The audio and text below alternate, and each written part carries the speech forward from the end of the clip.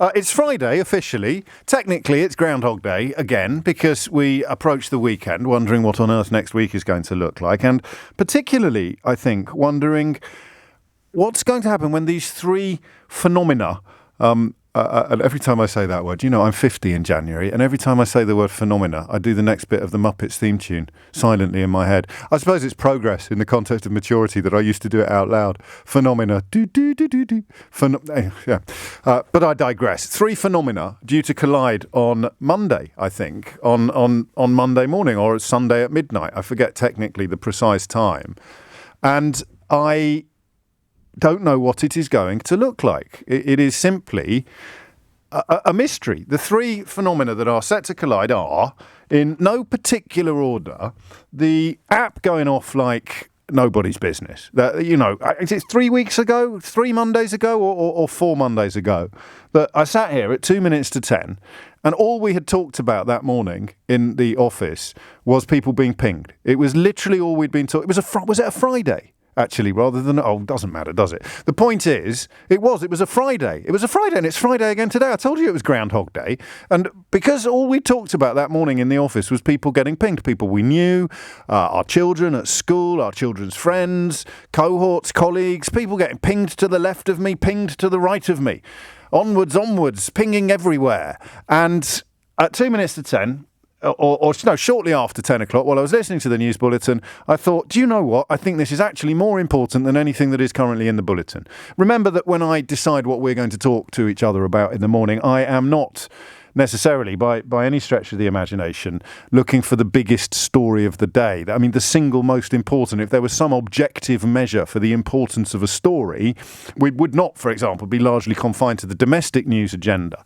Climate change would probably be our 10 o'clock topic every single day at the moment, in many ways, once COVID has moved along. But in the terms of what we talk about together, it just suddenly struck me, as it does occasionally, that what we are talking about together in real life, for want of a better phrase, is the single most important thing in front of us at the moment. So we went all in on the pinging app, and boom, switchboard went off like a firework display, and absolutely everybody, it seemed, listening to the programme, had a tale of isolating in circumstances that made little or no sense, businesses being brought to their knees by, already struggling with staff shortages because of the B word, which we'll try to get to 11 o'clock today without saying out loud, and the pinging app just ripping through their workforce like a dose of salts, and schools and colleges and all the rest of it. So that is phenomenon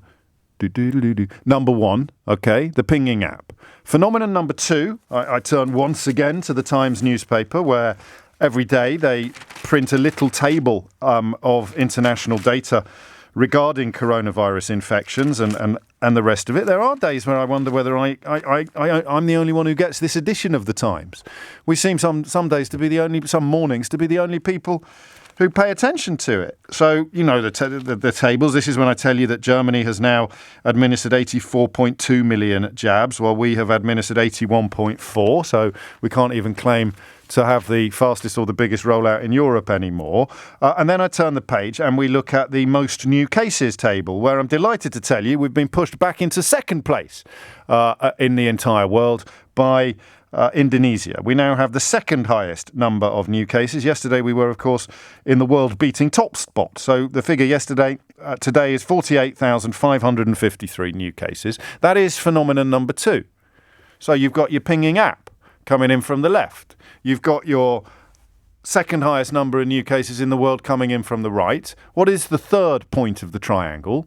The third point of the triangle is Monday, which, if you were to turn from the Times to another Rupert Murdoch-owned newspaper, namely The Sun, you would see that the dread phrase Freedom Day is still in circulation. And in many ways, it is an accurate phrase, albeit that it doesn't really apply in Scotland or in Wales, and somewhat less so in Northern Ireland.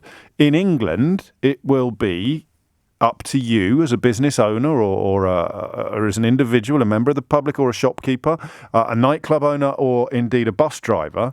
It will be effectively up to you to implement what ceases to be rules and instead becomes guidance. And the fact that people are still using Freedom Day and the fact that hashtag It's Over started trending on Twitter pretty much the moment that July the 19th was confirmed as the day on which all restrictions were lifted means that I expect things to change quite markedly on Monday. I hope they don't in the context of our behaviour, your behaviour, my behaviour. I suspect that the massive majority of us will just continue to be careful.